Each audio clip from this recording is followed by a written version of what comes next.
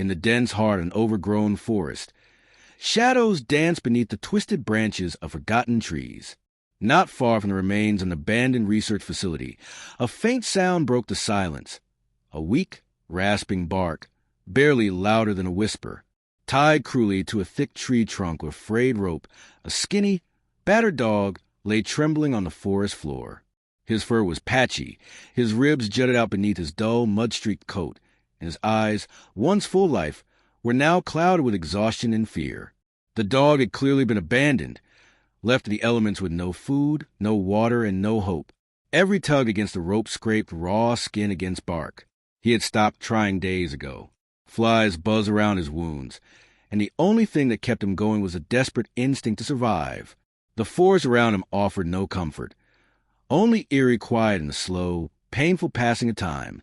Unbeknownst to the suffering dog, a group of chimpanzees perched silently high in the forest canopy had been watching him. These were not wild chimps, but survivors, rescued from years of torment in laboratory testing facilities. Scarred both mentally and physically, they now lived under protection of a nearby wildlife sanctuary. Though they were given food, care, and freedom to roam within large forested enclosures, the shadows of their past never fully left them.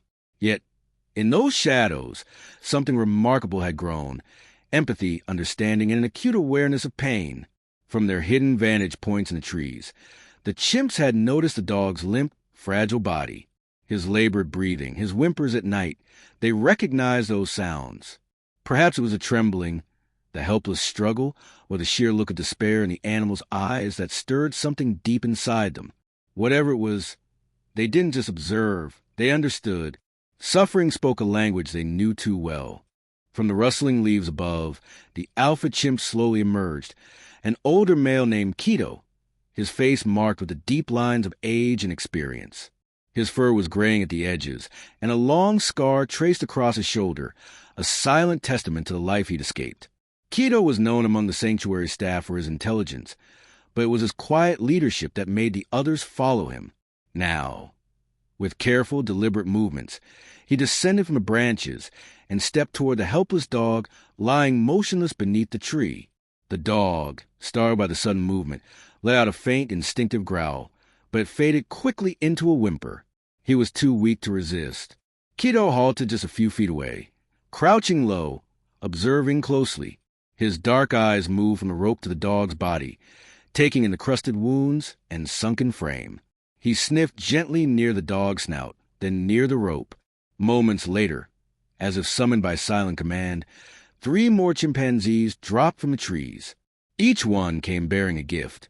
One held a thick stick, another a jagged stone, and the third cupped a leafy bundle soaked in water from a nearby stream.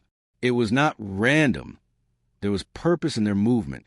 The rescue had begun, and Kito was leading it. What followed was nothing short of astonishing. With quiet focus and uncanny coordination, the chimpanzees began to work on freeing the dog.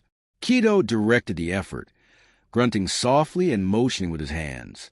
One young female chimp approached the dog from the side, offering comfort by gently stroking his back, distracting him from the strange sensation of being touched by another species. Her presence was calming, almost maternal, and the dog, too weak to resist, allowed it. Another chimp positioned the jagged stone against the tightly wound rope, pressing and twisting with awkward but determined hands. It wasn't easy. The rope was thick, stiff with age and weather, but the chimp resisted, chipping away at the knot with patient intensity. A third chimp chewed a frayed end, pulling it apart strand by strand, spitting out the fibers as he worked. Minutes turned to hours. Sweat matted their fur, and the sun began to dip behind the trees, casting long shadows on the forest floor. Finally, with a final tug and snap, the rope broke free. The dog let out a sharp breath and collapsed onto his side. He was free, but his legs gave out beneath him, too weak to stand, his body trembling from the strain. The chimps didn't cheer. They simply gathered around him, quietly, protectively, as if they understood the moment's weight. Even after the rope had fallen away and the dog lay free, the chimpanzees didn't vanish into the trees. They stayed. Their instincts could have pulled them back to safety, but something deeper held them close. One chimp, A gentle adolescent with soft amber eyes settled down beside the dog, wrapping an arm over his shivering frame to offer warmth and comfort. There was no fear in her movements, only compassion, as if she understood that the broken creature beside her needed more than just freedom. He needed to feel safe. Another chimp returned moments later with a handful of bruised forest fruits, berries, figs, and a slice of overripe banana. He sat down carefully and began nudging small pieces toward the dog's mouth. The dog sniffed weakly, managed to lick, but couldn't eat yet. Still, the chimp tried again, gently, patiently. Meanwhile, Kito stood nearby like a silent guardian, scanning the treetops and occasionally glancing in the direction of their sanctuary. He wasn't just watching for threats. He was waiting for someone or something. They weren't just rescuers now. They were companions in the dog's suffering, refusing to leave until they knew he would be truly safe. The next morning, concern rippled through the wildlife sanctuary. Several of the chimpanzees, including Kito, hadn't returned to their enclosure the night before, something that had never happened before. Worried, the staff activated the chimps' GPS trackers and sent up a drone to survey the area. What they saw on the monitor left them speechless. A tight circle of chimps clustered on the forest floor around what appeared to be a dog, motionless, frail, and barely visible beneath the canopy's shifting shadows. Without hesitation, a rescue team set out, pushing through the underbrush toward the location. As they neared, they moved cautiously, unsure of what they would find. When they finally arrived, the scene was surreal. The chimps sat silently, surrounding the dog like guardians. Kito stood first, his gaze steady but calm. One by one, the chimps stepped back, allowing the humans to approach. The rescuers knelt beside the dog, checking his pulse, his breathing.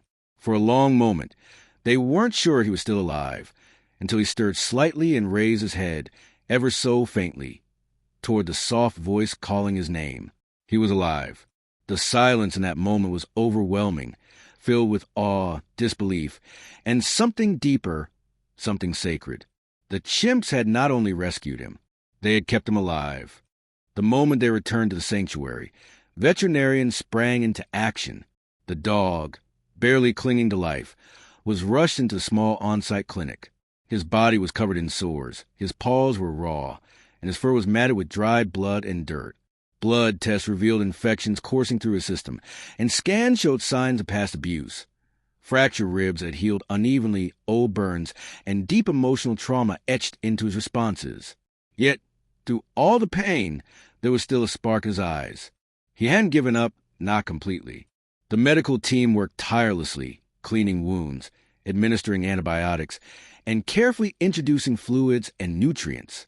As the dog lay wrapped in blankets, slowly regaining strength, the staff turned to the footage recorded from the drone and the trackers. When they watched it, chimps working together, comforting, feeding, and protecting, they were overwhelmed. These weren't random acts of animal instinct. This was empathy in its purest form. The sanctuary staff, many of whom had spent years rehabilitating those very chimpanzees, could hardly hold back their tears. These animals, once subjected to cages and cruelty, had shown a level of kindness and care that went beyond survival. They had remembered suffering and acted to stop it. It wasn't just compassion. It felt like justice. When the story was released to the public, it exploded across news outlets and social media within hours. The sanctuary shared the drone footage, along with the veterinarian's report and photographs of the dog now resting safely, surrounded by the very chimps who had saved him.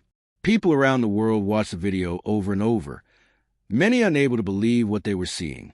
Chimpanzees, once victims of human cruelty, had not only recognized suffering in another species, but had acted selflessly to help. News anchors choked up on air. Journalists rushed to cover the story. Scientists and animal behaviorists debated what it meant, not just for animal intelligence, but for the emotional depth of non-human creatures. What sparked this act of rescue? Was it memory, empathy, or something even more mysterious? And yet, the most powerful reactions came not in words, but in silence. The world paused. In a time filled with conflict and noise, this one act, pure wordless compassion, left people staring at their screens in awe.